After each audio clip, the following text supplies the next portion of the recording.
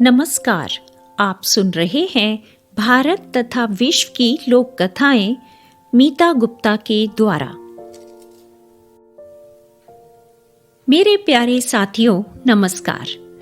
आज की कहानी उड़ीसा की एक लोक कथा है जो चिल्ड्रंस बुक ट्रस्ट के द्वारा प्रकाशित पुस्तक उड़ीसा की लोक कथाएं से ली गई है, जिसके लेखक हैं रामेंद्र कुमार। तो आइए मीता गुप्ता की आवाज में कहानी सुनते हैं। प्रतिष्ठा और गौरव। नमस्कार। मंगल ने अपने मालिक बामदेव राय का अभिवादन किया। दोपहर के भोजन के बाद बामदेव राय अपने कक्ष में आराम कर रहा था। आओ मंगल, आओ, बैठो, बामदेव राय ने कहा। कटक का रहने वाला बामदेव राय एक साधवा था। उड़ीसा में व्यवसायी को साधवा कहा जाता था। मंगल की आयु लगभग 40 वर्ष थी और राय के यहाँ काम करते उसे 20 वर्ष से अधिक समय हो गया था। बामदेव राय ने पूछा, गांव में बड़े दिन लगा दिए मंगल, तुम्हें तो 2 दिन पहले आना था। सब ठीक ठाक तो है? हर 6 माह में मंगल अपने गांव जाया करता था। उसके परिवार में पत्नी और एक पुत्री थी। मंगल ने जवाब दिया, जी मालिक, सब कुशल है। एक शुभ समाचार भी लाया हूँ। मेरी बेटी का ब्याह पक्का हो गया है। लड़का बहुत अच्छे परिवार का है। उसका अच्छा खासा व्यापार है और नजदीक के गांव में ही रहता है। बामदेव राय ने खुशी से कहा, अरे वाह, यह तो बड़ी अच्छी बात है। कब है शादी? मंगल बोला, अगले माह कुमार पूर्णिमा के 2 दिन बाद। बामदेव ने पूछा, अरे भाई, तैयारियां भी करोगे? कितनी दिन की छुट्टी चाहिए तुम्हें? मंगल ने कहा, 10 दिन की। लेकिन सरकार, छुट्टी से ज्यादा जरूरी है धन। बामदेव ने हैरानी से पूछा, धन? मंगल ने उत्तर दिया, हाँ मालिक, मेरे पारिश्रमिक का वह हिस्सा जो 2 सोने के सिक्कों के रूप में मैं वर्षों से हर महीने आपके पास जमा करता आ रहा हूँ। मेरा अनुमान है कि अब तक कुल मिलाकर 2500 सिक्के हो गए होंगे। बामदेव राय ने कहा, अच्छा, तो तुम उस धन की बात कर रहे हो?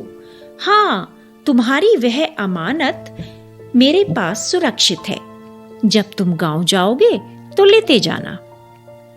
खुश होकर मंगल काम पर चला गया। मन ही मन वह बामदेव राय बाबू का धन्यवाद कर रहा था, जिन्होंने उसे बचत करने का सुझाव दिया। जाने से हफ्ते भर पहले मंगल छुट्टी मांगने बामदेव राय के पास पहुंचा। बामदेव राय ने कहा, ठीक है मंगल, मेरी शुभकामनाएं सदा तुम्हारे साथ हैं। वर वधू को मेरी ओर से आशीर्वाद देना। यह सुनकर मंगल विनम्रता से बोला, अच्छा मालिक, मेरी अमानत तो दे दीजिए। अब बामदेव राय का चेहरा गंभीर हो गया। वह बोला, अरे मंगल, मेरा एक जहाज उड़ीसा से सामान लेकर सुमात्रा गया है।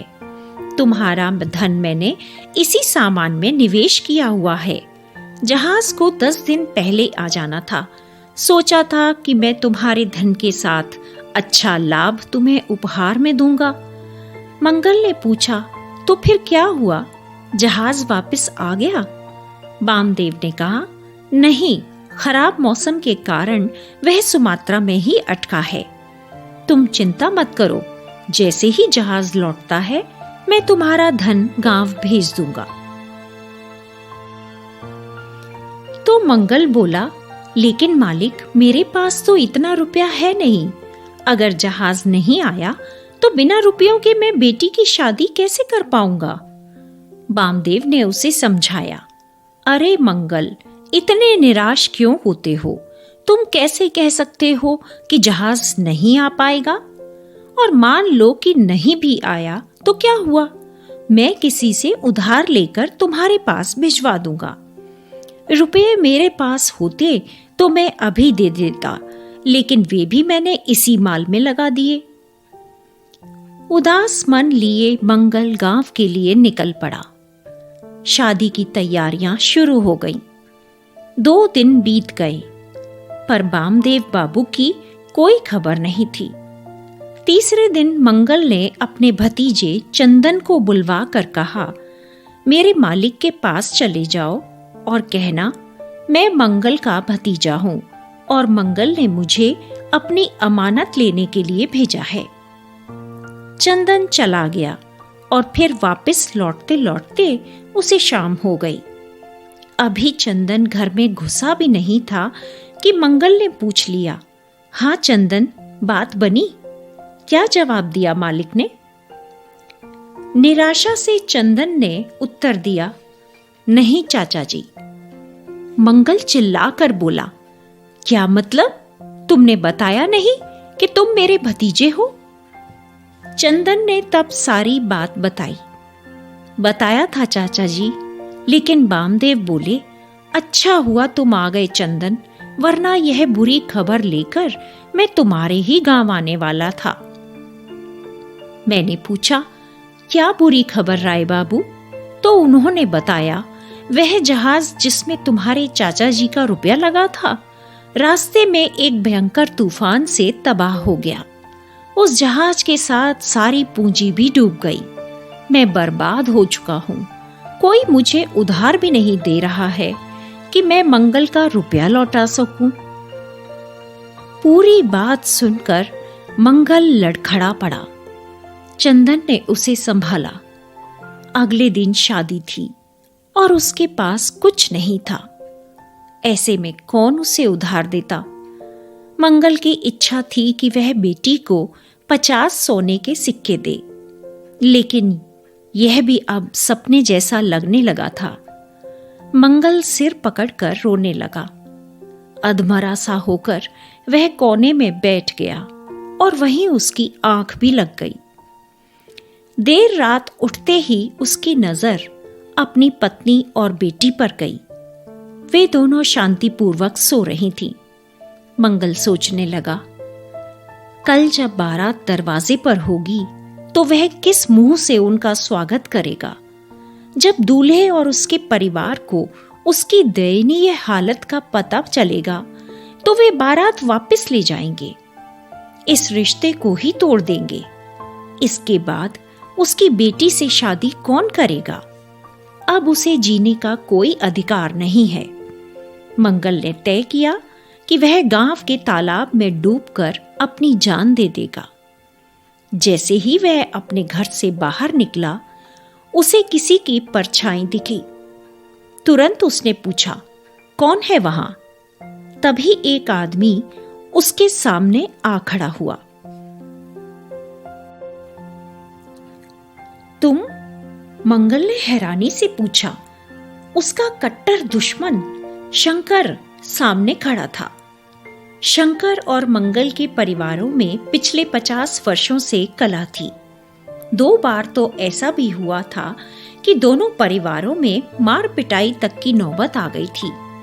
तब गांव के बड़े बूढ़ों ने उनके बीच सुलह कराई थी। मंगल ने पूछा, इतनी रात गए तुम मेरे दरवाजे पर क्या कर रहे हो? शंकर ने जवाब दिया, मंगल, मुझे मालूम है तुम कितने परेशान हो। मंगल ने कहा, तुम्हें किसने बताया मैं परेशान हूं? मैं किसी परेशानी में नहीं हूं। तो शंकर बोला, तुम्हारा भतीजा चंदन शहर से लौटते समय मुझे मिल गया था। मुझे लगा कि वह बहुत उदास है। जब मैंने उसकी उदासी का कारण पूछा तो पहले उसने कुछ भी बताने से मना कर दिया, लेकिन बहुत अनुरोध करने के बाद आखिर उसने बता ही दिया कि कैसे तुम्हारे मालिक ने तुम्हें धोखा दिया है, कैसे उसने तुम्हारी उम्र भर की कमाई को बर्बाद कर दिया है। मंगल ने कहा, तो तुम मेरी खिल्ली उड़ाने आए हो, मेरी दुर्दशा पर हंसने आए हो? शंकर बोला, नहीं मंगल, मुझे गलत मत समझो, मैं तुम्हारी सहायता करने आया हूं। मंगल ने हैरानी से पूछा, सहायता करने? मुझे विश्वास नहीं होता। शंकर ने कहा, मेरा विश्वास करो भाई, देखो मैं कुछ लाया हूं। इसमें 2000 सोने के सिक्के हैं। मेरे पास इतने ही थे। इसमें तुम्हारा काम चल जाना चाहिए। मंगल सिक्कों के थैले की तरफ बड़ी हैरानी से देखने लगा। इसके बाद वह बड़ी ललचाई नजरों से शंकर को घूरने लगा और बोला, तुम्हारी हमारी तो दुश्मनी है, तुम मेरी मदद करने क्यों आए हो? शंकर ने अपनी बात रखनी शुरू की। देखो मंगल, मेरी बेटी भी तुम्हारी बेटी की उम्र की है। मैं तुम्हारी मनोव्यथा समझ सकता हूं। मैं जानता हूं कि अगर यह शादी टूट गई तो तुम्हारे परिवार को कितने दुख झेलने पड़ सकते हैं। वैसे भी तुम्हारी बेटी सिर्फ तुम्हारी ही नहीं बल्कि पूरे गांव की बेटी है। तुम्हारा मान पूरे गांव का मान है। कल अगर दूल्हा बारात वापस ले गया तो क्या पूरे गांव का नाम बदनाम नहीं हो जाएगा? अरे भाई, अब पुराने झगड़े भूल जाओ और मिलकर गांव की प्रतिष्ठा बचाओ। थैला लेते हुए मंगल सिर झुकाकर बोला, मैं किस मुंह से तुम्हारा धन्यवाद करूं शंकर भाई? शंकर मुस्कुराते हुए बोला, अरे धन्यवाद तुम बाद में करते रहना, अभी तो सो जाओ। सुबह उठकर हमें ढेर सारी तैयारियां करनी हैं। शंकर की इस मदद से सभी काम समय पर होते चले गए और मंगल की बेटी ससुराल के लिए विदा हो गई। तब शंकर ने मंगल से कहा, बस अब एक काम शेष रह गया है। मंगल ने पूछा, क्या रह गया है भाई? शंकर गुस्से से बोला, अब हमें जाकर उस दुष्ट बामदेव राय से तुम्हारे रुपए वापस लेने हैं। मैंने सब पता करवा लिया है। माल से भरा जहाज, सुमात्रा और तूफान सब झूठ था। वह धोखेबाज तुम्हारी मेहनत की कमाई को पहले ही हड़प चुका है और तुम्हें मूर्ख बनाने के लिए ही उसने तुम्हारे सामने झूठ का यह पुलिंदा तैयार किया था। मंगल धीरे से बोला, लेकिन अब मेरी उम्र भर की बचत वापस कैसे आएगी? तब शंकर ने उसे आश्वासन दिया कि तुम चिंता मत करो मंगल, मेरा एक संबंधी राजा का अंगरक्षक है। इस मामले में वह हमारी अवश्य मदद करेगा। इसके बाद मंगल और शंकर दोनों राजमहल पहुंच गए। अपने रिश्तेदार से मिलकर शंकर ने सारी कहानी उसे कह सुनाई। वह स्वयं इनके साथ बामदेव राय के घर चलने को तैयार हो गया। तीनों बामदेव के घर जा पहुंचे। पहले तो राजा के अंगरक्षक ने शांतिपूर्वक ढंग से बामदेव राय को मंगल के रुपए वापस लौटाने को कहा, लेकिन अपने बचाव के लिए बामदेव चालाकी दिखाने लगा। परंतु जब अंगरक्षक ने उसे जेल में डालने की धमकी दी तो तुरंत उसने अपना अपराध स्वीकार कर लिया। बामदेव ने मंगल का पूरा धन वापस कर दिया। इसके बाद अंगरक्षक बामदेव को घसीटते हुए राजा के दरबार में ले गया। मंगल ने शंकर से कहा, जिस मालिक के लिए मैंने 20 वर्षों तक अपना खून पसीना एक कर दिया, उसी ने मेरे साथ इतना बड़ा धोखा किया।